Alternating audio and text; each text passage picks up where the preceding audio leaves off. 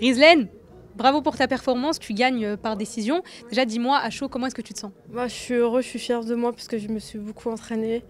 Ça a été très très dur, j'ai fait beaucoup de sacrifices, je me suis entraînée très très dur avec mes entraîneurs. Cet été, j'ai pas pu m'entraîner parce que j'étais malade, j'étais interdit de m'entraîner. Septembre, je suis revenue, ça a été dur, en plus j'étais grosse.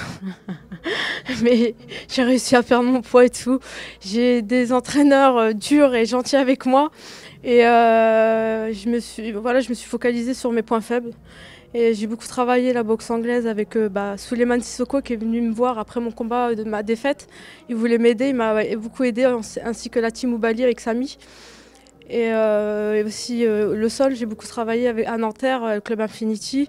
Il y a mon mari qui est tous les jours qui est là pour me motiver, qui est aussi combattant de MMA, que bientôt vous allez voir.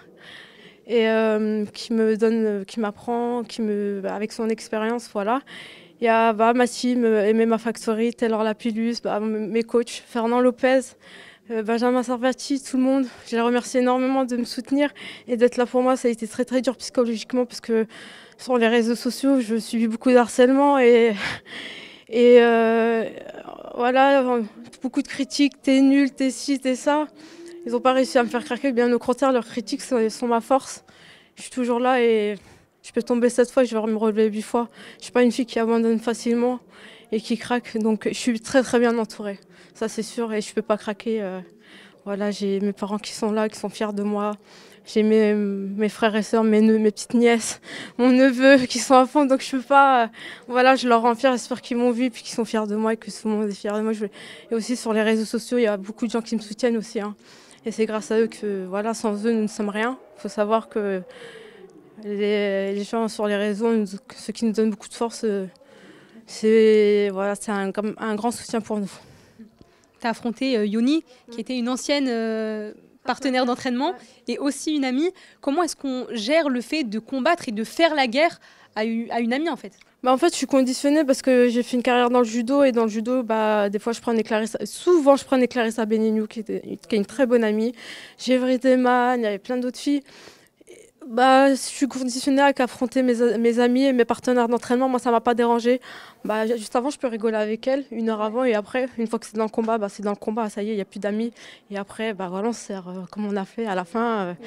On se met, voilà, on s'est fait un petit câlin et puis voilà. Hein. C'est le sport, c'est le game, mais il faut savoir faire la différence. On peut affronter nos amis. C'est ce qu'on a montré avec Yoni que. Le MMA, c'est pas que la guerre. On peut être amis et s'affronter. Et je pense qu'on a montré une belle image ce soir. Et toute la Fight Week aussi. Donc prenez exemple, les gens, arrêtez de vous faire des guerres sur les réseaux, ça sert à rien. Rizal, maintenant, est-ce que tu peux nous dire quelle est la suite pour toi? De recombattre, de regagner. Moi, je suis une compétitrice. Mes managers, mes responsables de reste, ils vont me dire tu peux apprendre telle fille. De toute façon, on me dit même pas est-ce que tu veux, c'est tu affrontes. Donc c'est simple. Moi, je préfère prendre des filles de high level. Je suis pas une fille qui protège mon palmarès.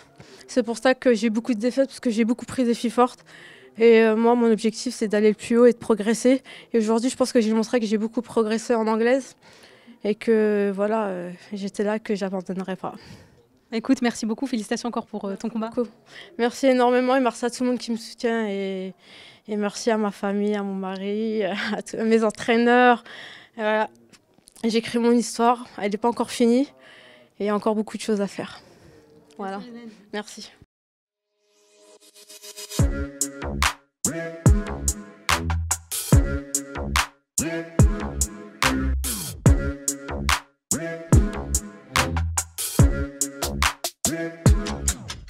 I'm fucking coming for you!